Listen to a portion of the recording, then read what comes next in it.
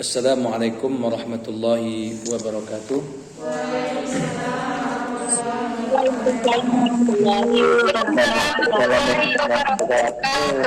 Alhamdulillahirabbil alamin. Alhamdulillahillazi arsala rasulahu bil huda wa dinil haqq liyudhhirahu 'ala ad-din kullih wa kafa billahi shahida. Asyhadu an la ilaha illallah wa asyhadu anna Muhammadan abduhu wa rasuluh sallallahu alaihi wasallam la nabiyya wa la rasula ba'dah. Baik,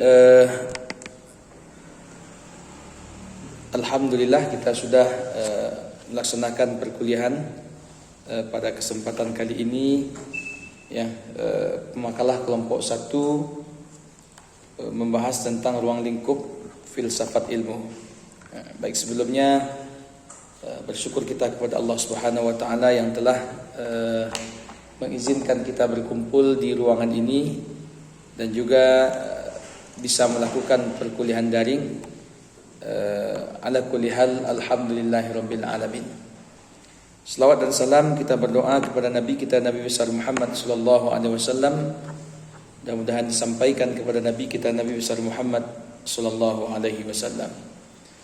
Baik, menarik ya diskusi yang Anda lakukan baik secara offline ataupun offline dengan teman-teman yang lain. Ya, cukup antusias melihat ada 6 pertanyaan, lumayan. Ya, 7 malah ya, itu bagus. Biasanya itu hanya 3 atau 4 pertanyaan, sekarang ada 7. Itu bagus. Baik, yang pertama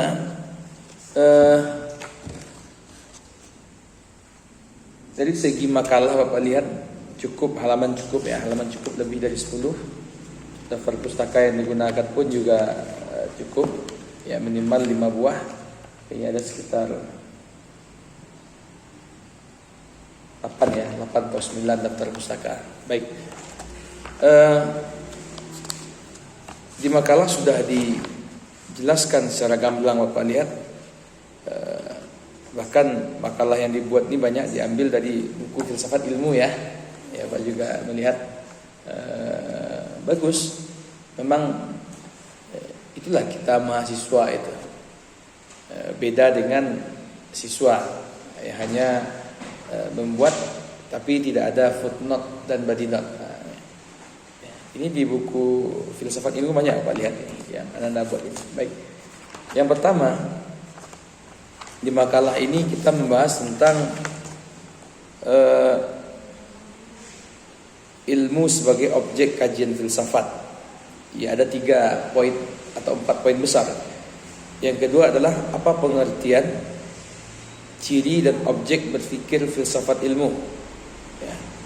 Yang ketiga, tujuan daripada filsafat itu apa? Apa guna kita belajar filsafat itu? Nah, sementara yang keempat, apa landasan filsafat ilmu di perguruan tinggi? Baik. Tadi sudah ada juga yang menyinggung dan bertanya tentang ilmu sebagai objek kajian filsafat. Ya. Nah, baik. Ya, secara historis perkembangan ilmu dan pengetahuan manusia sejatinya sudah berlangsung sejak lama. Karena memang kalau kita lihat ilmu pengetahuan khususnya di bidang filsafat itu sudah ada sekitar 65 sebelum Masehi. Ya.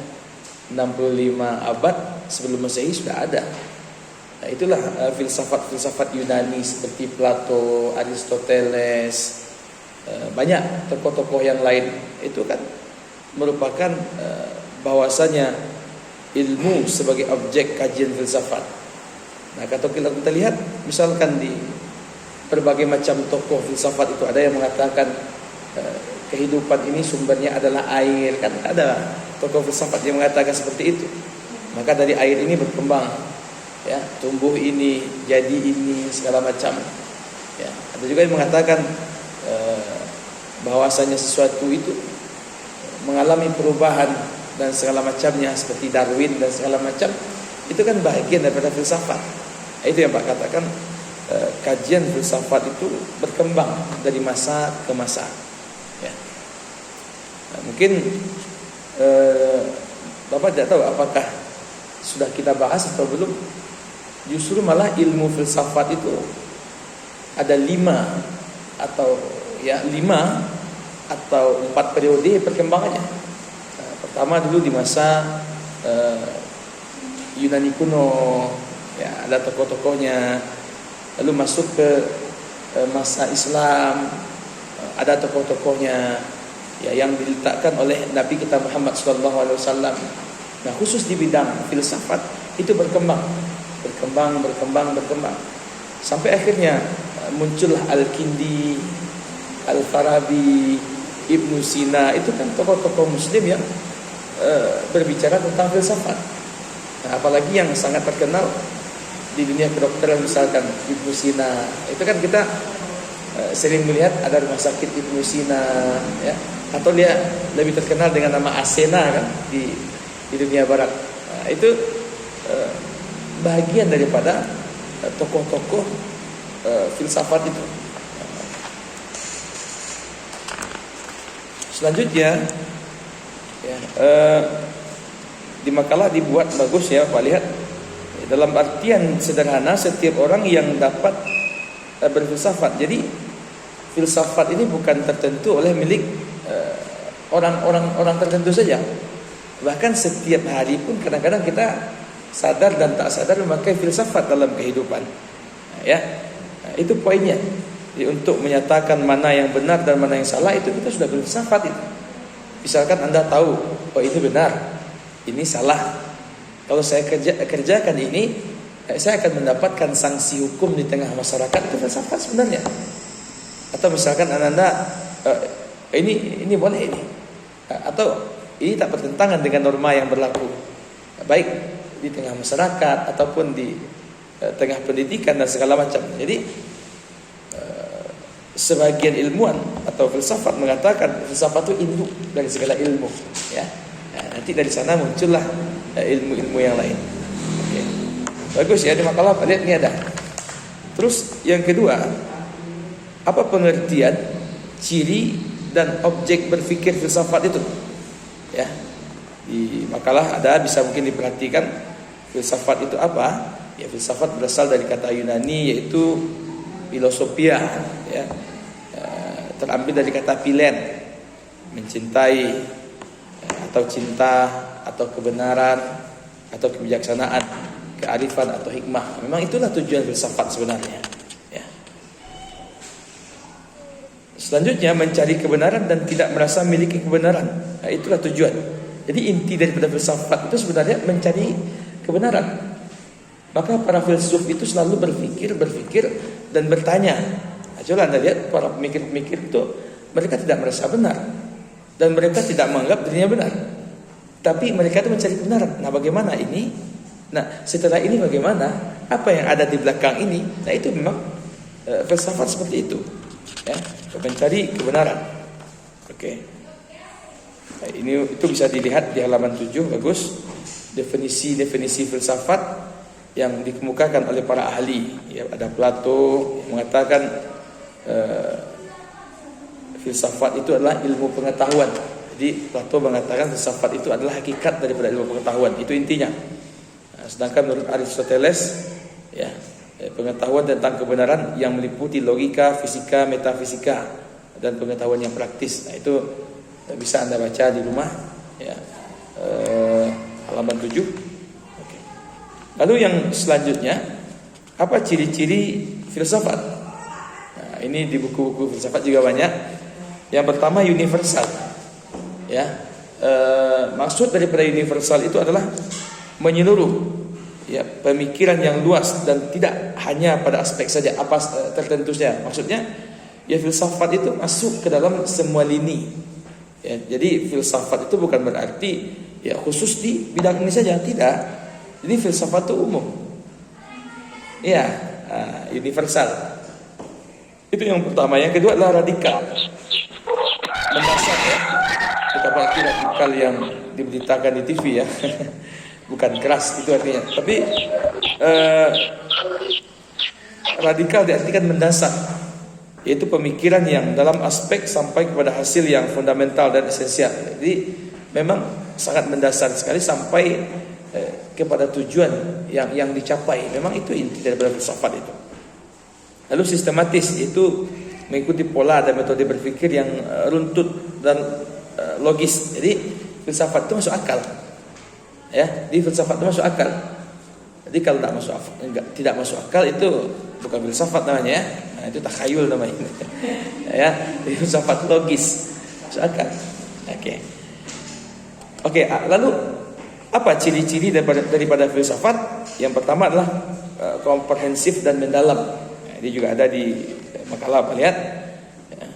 Yang kedua konseptual, yang merupakan generalisasi dan abstraksi dari pengalaman-pengalaman hidup kita. Jadi konseptual itu ya merupakan generalisasi ya daripada pengalaman-pengalaman hidup kita. Kita tidak hanya melihat dan merenungkan sesuatu yang nyata yang tampak oleh indera kita, tetapi lebih kepada hal yang abstrak, metafisika, serta bagaimana cara kita berpikir sampai kepada penemuan kebenaran. Jadi tidak hanya sekedar tahu, tapi bagaimana kita sampai kepada kebenaran. Nah, itu. Lalu ada koheran dan konsisten. Itu ciri-ciri filsafat yang lain. Nah, dan ada juga ciri-ciri filsafat yang lain, yaitu rasional. Nah, ini yang Pak katakan tadi, masuk akal. Di filsafat itu bukan takhayul, bukan cerita yang hanya tidak masuk akal dan palama otas, ya bukan itu. Tapi memang sangat rasional, masuk akal kan. Selanjutnya filsafat itu cirinya bebas dan kritis.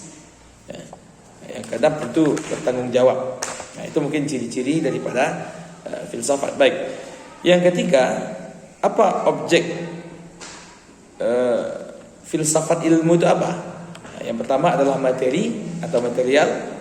Yang kedua adalah objek formal. Ya, kalau material ya yang bersifat konkret, tampak. Misalkan apa? Misalkan gunung, langit, laut, benda. Itu apa yang tampak oleh indera? Nah, itu dikatakan dengan materi. Ya, dalam bahasa Arab ini namanya al-madiyah. Ya, yang berwujud, ya, yang tampak. Oke, lanjut. Ada juga objek daripada filsafat ilmu itu objek formal namanya. Ya. Objek formal filsafat adalah sebuah usaha untuk mencari keterangan secara mendalam tentang objek, ya, materi filsafat, segala sesuatu yang mungkin ada dan ada. Jadi kalau formal itu lebih lagi setelah melakukan perenungan, mencari kebenaran, lalu ada pertanyaan, ya, sehingga nanti kita mendapatkan keterangan yang mendalam tentang objek yang kita kaji daripada material itu. Misalkan gunung, nah, bagaimana dengan gunung ini? Ya, siapa yang menciptakan misalkan? Nah, bagaimana proses dan segala macamnya? Nah, itu kita dapat daripada material. Nah, itu yang dinamakan dengan formal. Oke, baik. Selanjutnya apa tujuan daripada filsafat ilmu? Ya. Jadi tujuan daripada filsafat ilmu itu adalah untuk mendapatkan atau menemukan kejelasan pemahaman, ya, tentang ilmu pengetahuan dengan segala unsur-unsurnya serta arah tujuan kita, ya, ilmu pengetahuan yang kita lakukan. Jadi memang itu intinya. Tujuan daripada filsafat itu adalah untuk menemukan kejelasan, untuk menemukan pemahaman tentang pengetahuan atas semua unsur-unsur yang terkait dengan itu. Memang itu tujuan filsafat. Ya. Seperti filsafat ketuhanan misalkan. Apa tujuannya? Ya tujuannya agar kita paham Tuhan itu siapa. Ya kan? Nah, atau misalkan filsafat yang lain agar kita paham filsafat tentang itu bagaimana. Filsafat ketuhanan misalkan. Ya kenapa? Apa tujuan daripada filsafat ketuhanan? Agar kita tahu Tuhan itu bagaimana. Oh, Tuhan itu yang Maha Esa. Nah, dalam filsafat Islam kan seperti itu. Oh, ternyata memang Tuhan itu tidak dua. Ternyata Tuhan itu memang tidak tiga. Nah, itu kita kaji secara filsafat, secara akal. Lalu nanti bertemu dengan fitrah kita, bertemu dengan petunjuk Al-Quran misalkan. Ya, misalkan, oh tak mungkin Tuhan itu dua. Kalau seandainya Tuhan itu dua, tak mungkin Tuhan itu berantam kan. Nah, kalau Tuhan itu berantam mungkin tiap sebentar heboh sih dilangi kan. Nah, itu kan bagian dari filsafat itu. Nah, atau misalkan Tuhan itu memang yang maha kuasa. Oh, kalau tak maha kuasa, tak mungkin ada alam ini. Nah, tak mungkinlah alam ini ada dengan sendirinya. Itu kan tujuan daripada filsafat itu. Ya, itu contoh gampang saja. Ya, lalu yang terakhir yang kita bahas, apa landasan filsafat ilmu di perguruan tinggi? Ya, ini juga ada dibuat di makalah. Ya, selain terlibat dalam berbagai kajian bidang pengetahuan ilmiah di kampus, ya, perguruan tinggi tentu saja perlu memiliki sikap ilmiah dalam menyelenggarakan kegiatan-kegiatannya. Nah, jadi dapat dipertanggungjawabkan, ya, perlu diusahakan secara rasional, kritis, logis, dan sistematis. Nah, inilah yang dipakai di kampus. Ya, baik. Mungkin ini saja pertemuan kita hari ini. Ya, jadi secara umum Pak lihat bagus makalah yang Anda buat ya.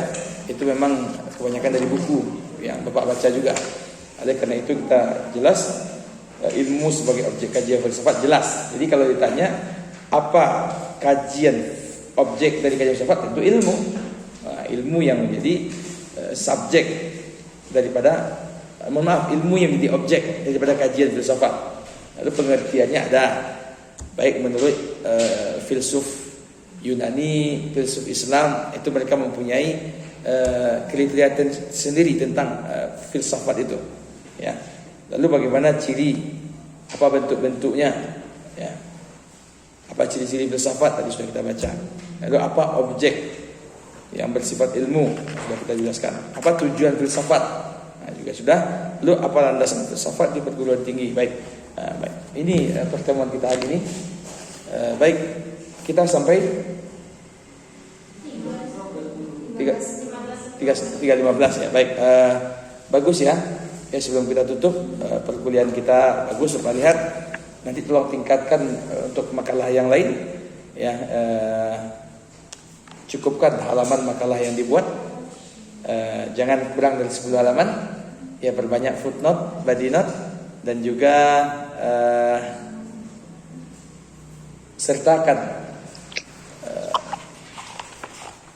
buku rujukan atau daftar pustaka seperti ini. Nah, ini kan bagus ini, jadi kita tahu jadi makalah ini tidak hanya sekedar copy paste dan segala macam. Nah, itu yang Bapak sampaikan dulu ya.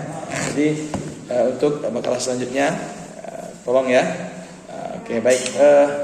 Ini saja mungkin ada beberapa hal yang ingin Pak sampaikan juga bagi teman-teman Anda yang lain yang tidak hadir mungkin di pertemuan pertama ya. Bapak sampaikan baik yang online ataupun yang offline. Bacalah lagi tatib perkuliahan kita ya, apa peraturan-peraturan ya, bahan ya, mohon ya nanti dirapikan ya, dan yang lain-lain juga, berpakaian, penampilan dan segala macam. Baik, ini mungkin yang dapat Bapak sampaikan, ya, terlebih dan terkurang wabillahi taufik. Wassalamualaikum warahmatullahi wabarakatuh. Oke, baik. Tolong buat laporan perkuliahan. Waalaikumsalam warahmatullahi wabarakatuh. Pegang aja dulu. Tolong nanti laporan perkuliahan difoto. Sudah difoto? Sudah dimasukkan ke grup? Ya, tolong difoto, dimasukkan ke grup, lalu kumpulkan ke Bapak. Ya. Nah, biar nanti kita punya arsip hilang pun ini misalkan nanti Bapak punya arsip. Absen juga tolong ya bagi teman-teman yang daring ya. Absen kita tangan saja, simpan dulu ya. Siapa yang hadir hari ini buat saja 1, 2, 3, simpan dulu. Mungkin kita ada 5 kali pertemuan segala macam, simpan itu dulu ya. Oke, baik. Ini saja mungkin. Perbanyak maaf. Wassalamualaikum warahmatullahi wabarakatuh. Waalaikumsalam.